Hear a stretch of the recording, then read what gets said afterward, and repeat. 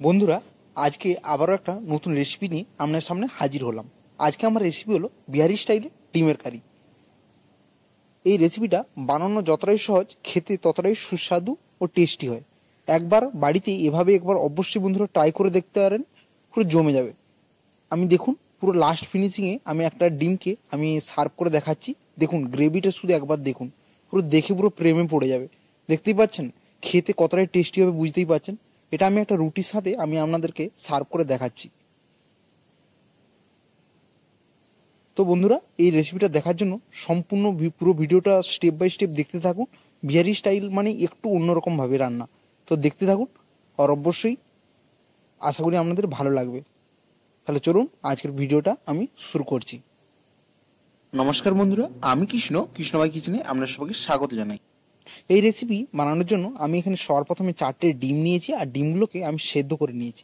সেদ্ধ করার পর আমি খানিকক্ষণ ধরে ঠান্ডা জলে ঝাঁকিয়ে রেখেছিলাম, যাতে এর খোসাগুলো ভালোভাবে ছাড়ানো যায়। ডিমটা সেদ্ধ করার পর প্রায় 4 থেকে 5 মিনিট মতো বন্ধুরা আমি ঠান্ডা জলে ডুবিয়ে রেখেছিলাম। তো তারপরে দেখুন একে একে আমি খোসাগুলো ছাড়িয়ে নিচ্ছি, কত সুন্দর ভালোভাবেই খোসাগুলো ছেড়ে যাচ্ছে। তো বন্ধুরা, এই ট্রিকটা ইউজ করবেন, দেখবেন ডিমগুলো অনেক সময় হয় কি যে ডিমগুলো খসা ছাড়ানো যায় না, ডিম ভেঙে যায়, ফেটে যায়। এভাবে কোনো আর অসুবিধাই হবে না। দেখতেই পাচ্ছেন বন্ধুরা, আমার 4টে ডিম নিয়েছি, আর 4টে ডিম পুরো কত সুন্দরভাবে খোসা ছাড়ানো হয়ে গেছে। এরপর একটা ছুরির সাহায্যে এভাবে মাঝ বরাবর কাট লাগিয়ে দিচ্ছি। এই যে কাটটা লাগাতে হবে, শুধু সাদা অংশটাই বন্ধুরা কাট লাগাচ্ছি, এর ভিতরে ডিপ করে কাটার কোনো দরকার হবে না। তো বন্ধুরা, এভাবে কাটার মূলত কারণ হচ্ছে এই যে আমি যে মশলাটা বানাবো, তো এতে ডিমের মধ্যে বেশ ভালোভাবে সুন্দর একটা মশলাটা ঢুকে যাবে, আর খুব খেতে খুব টেস্টি ও ফ্লেভারটাও খুব সুন্দর হবে। তো এর জন্যই এভাবে বন্ধুরা আমি কাট লাগিয়ে দিচ্ছি। তো এরপর আমি এখানে 2টো মিডিয়াম সাইজের পেঁয়াজ নিচ্ছি। দেখুন পেঁয়াজটা আমি একটু বেশ বড় টাইপের নিয়েছি।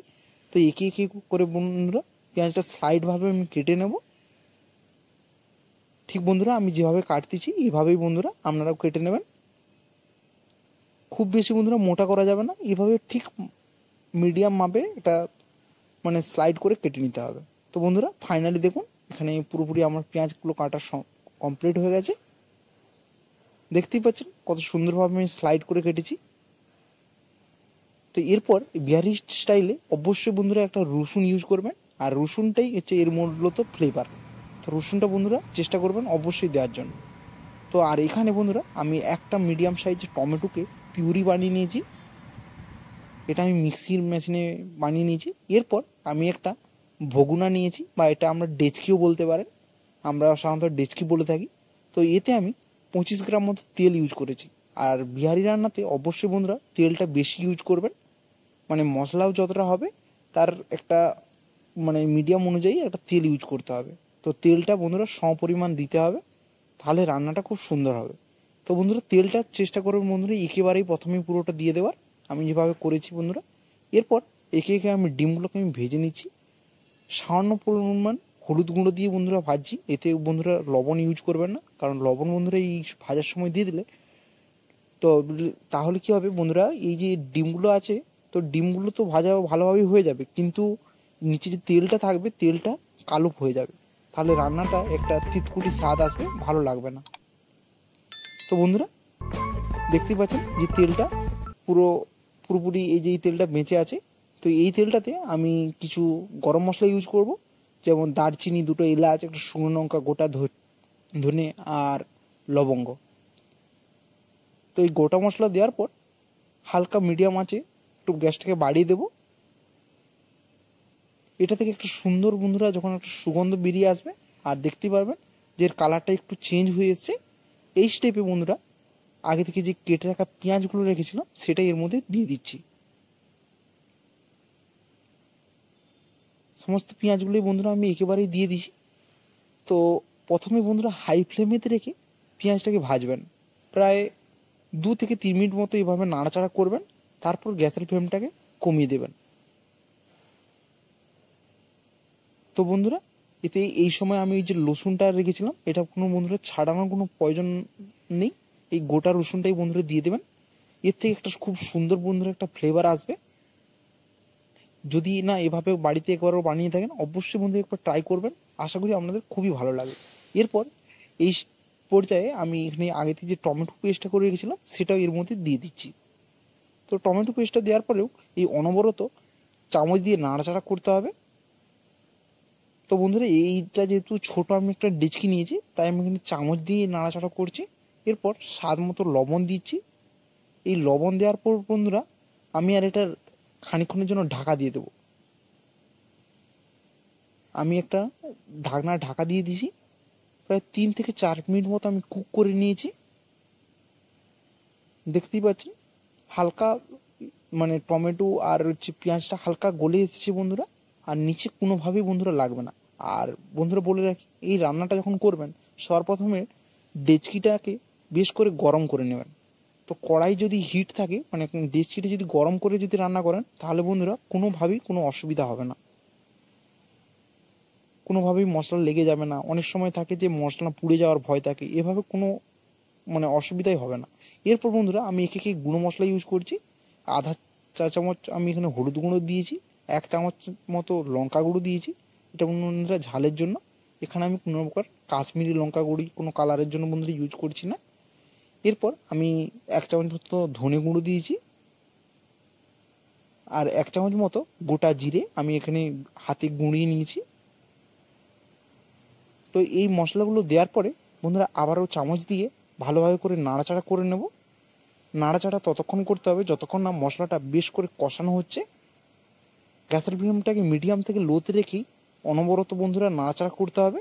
তারপর আবারও খানিকক্ষণ 2 থেকে 3 মিনিটের মতো আবার ঢেকে রেখে দেবো। দেখতেই পাচ্ছেন বন্ধুরা এইবারে পুরোপুরি পেঁয়াজটা পুরো গলে গিয়েছে বন্ধুরা। দেখুন বন্ধুরা আমরা বুঝতে পারছেন যে পেঁয়াজটা পুরোপুরিভাবে একদম কমপ্লিট, আমার মশলা পুরোপুরি একদম কষানো কমপ্লিট হয়ে গেছে। এই পর্যায়ে বন্ধুরা আমি 1 গ্লাস মতো জল ইউজ করছি। আর এই যে জলটা ইউজ করবেন বন্ধুরা, বারবার এই রান্নাতে কোনো আমি জল ইউজ করছি না। আমি একেবারেই মানে মশলার পরিমাণটা যত থাকবে তার থেকে কিছুটা পরিমাণ বেশি এখানে জল ইউজ করবেন, এটাই এর জন্য পারফেক্ট। আর বন্ধুরা যে কোনো রান্নাতে মশলা বা গ্রেভি করতে গেলে বন্ধুরা বেশি জল ইউজ করবেন না, মানে মশলাটা আপনি যতটা করবেন তার সম পরিমাণে আপনাকে জল ইউজ করতে হবে, তাহলে রান্নাটা খুব পারফেক্ট হবে, বুঝতে পারছেন? তো এরপর হালকা গ্যাসের ফ্লেমটাকে আমি বাড়িয়ে দিয়েছিলাম। তারপর আমি 4টে ডিমকে ভাজে রাখা ডিমগুলোকে দিয়ে আমি ঢাকা দিয়ে রেখেছিলাম। আবার বন্ধুরা 3 থেকে 4 মিনিট মতো ঢেকে রেখেছিলাম। তো আমি বন্ধুরা মাঝে মাঝে খুলছি, মানে ঢাকাটা খুলছি। তো এতে আমি দেখছি যে মশলাটা নিচে কোনোভাবেই লেগে যাচ্ছে কিনা। আর এরকম যদি আপনার মনে হয় তখন বন্ধুরা ওই নিচে চামচ দিয়ে একটু নাড়াচাড়া করে দেবেন। অ্যাকচুয়ালি হয় কি, যখন আপনি যে কোনো রান্নাটাকে নিচে থেকে যখন প্রেসারে দিচ্ছেন তখন নিচে মশলাটা জমে যাবে আর তেলটা ওই ভাপে মানে উপরের দিকে ভেসে যাবে, সেজন্য মশলাটা নিচে রয়ে গেলে মশলাটা পুড়ে যাওয়ার ভয় থাকে। তো এভাবে বন্ধুরা এই ট্রিকটা ইউজ করবেন, তাহলে কোনো আর অসুবিধাই হবে না। তো এরপর আমি 1 চামচ মতো গরম মশলা দিয়ে দিয়েছি। তারপর আমি এখানে আমি ধনেপাতা আমি কিছু কুচিয়ে রেখেছিলাম। তো বিহারি রান্নাতে বন্ধুরা একটু বেশি করে ধনেপাতা ইউজ করা হয়। তো বন্ধুরা এই ধনেপাতা থেকেও খুব একটা মানে ফ্লেভার যেটাকে বলা হয়, তো সেটা আসে। বন্ধুরা আমরা চেষ্টা করবেন ধনেপাতা অবশ্যই দেওয়ার জন্য। দেখতেই পাচ্ছেন বন্ধুরা গ্রেভিটা কত সুন্দর থকথকে হয়ে এসছে। এভাবেই খানিকক্ষণ ধরে মানে জাল দিয়ে আমি আরও একটু এটাকে মেরে নেব, মানে কষিয়ে নেব, বুঝতে পারছেন? তো তারপরে এভাবে নাড়তে নাড়তে বন্ধুরা দেখতেই পাচ্ছেন পুরোপুরি আমার পুরো একদম মশলাটা পুরো পারফেক্টভাবে হয়ে গেছে। তো বন্ধুরা দেখতেই পাচ্ছেন পুরোপুরিভাবে আমার ডিমটা পুরো কষানো হয়ে গেছে, তেলটা বন্ধুরা উপরে ফুটে এসছে। আর এই পর্যায়ে বন্ধুরা আমি আর কোনো জল কোনোভাবে আমি ইউজ করছি না বন্ধুরা। তো বন্ধুরা আজকের এই ছোট্ট রেসিপিটা আপনারা দেখতেই পেলেন যে কীভাবে আমি তৈরি করলাম। একটু ট্রিকগুলো আপনারা মনে করে সেভাবে একটু করবেন, আপনারাও অবশ্যই আমার মতো এই রেসিপিটা বানাতে পারবেন। তো বন্ধুরা এই রেসিপিটা একবার যদি না বাড়িতে খেয়ে থাকেন অবশ্যই বন্ধুরা একবার ট্রাই করে রাখুন। তো এরপর বন্ধুরা আমি এটা খানিকক্ষণ ধরে ঢাকা রেখেছিলাম। তো বন্ধুরা অবশ্যই আমি যেভাবে ট্রিকগুলো ইউজ করলাম অবশ্যই আপনারা করে দেখবেন, আশা করি আপনাদের ভালো লাগবে। আর যদি ভালো লেগে থাকে অবশ্যই চ্যানেলটিকে সাবস্ক্রাইব করে আমার পাশে থাকবেন। দেখা হচ্ছে নতুন একটা ভিডিও নিয়ে। আর তখন যেন ভালো থাকবেন, সুস্থ থাকবেন। ধন্যবাদ। আর আমি সাথে বন্ধুরা আবারও একটা রুটি দিয়ে আমরা আমাদেরকে পরিবেশন করে দেখাচ্ছি। লাস্ট ফিনিশিং আমরা দেখতে থাকুন। দেখতেই পাচ্ছেন যে একটা রুটির সাথে এভাবে কত সুন্দর গ্রেভিটাও কত সুন্দর হয়েছে, পুরো একদম জমে গেছে। তো বন্ধুরা আপনারা অবশ্যই ট্রাই করবেন। ধন্যবাদ।